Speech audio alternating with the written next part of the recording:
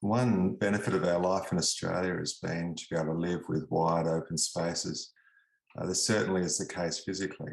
Being able to see the vast sky above the horizon is so much part of our psyche that we often don't realise how stunning this freedom is for those from closer, more crowded lands.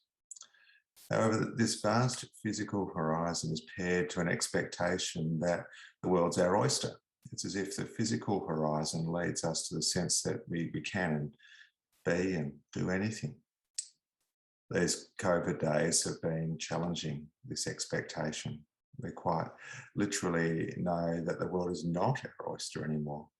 What is worse, we know now what it's like to be at the mercy of circumstances beyond our control.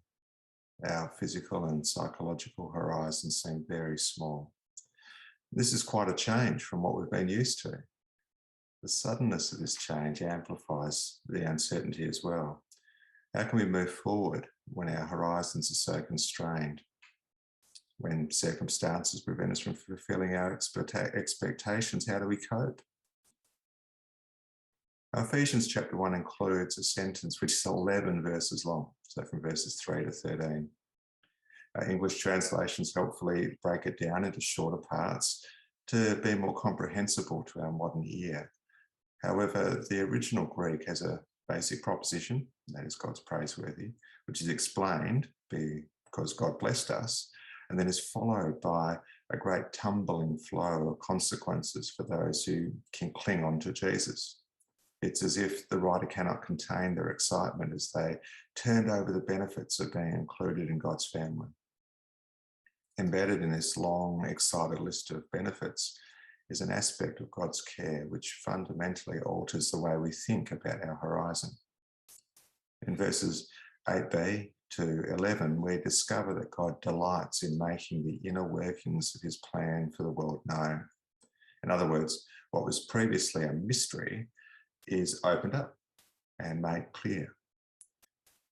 This reassurance is not a small-scale sense of what daily duties will be necessary or even if holidays will be possible this year.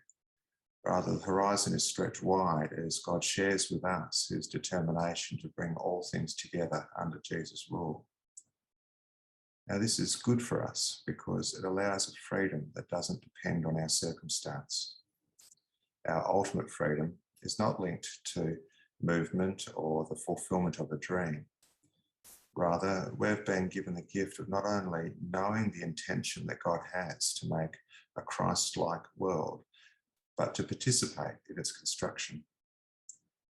The encouraging word to a downcast neighbour, the frozen meal dropped off at the front door, the patient conversation pointing a grieving soul towards Jesus' redeeming hand are all possible when the world prevents our movement.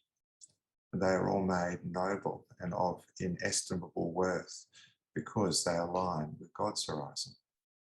Knowing this mystery unlocks the possibility of engagement in a work of enduring value which loses itself in God's own vastness. God bless.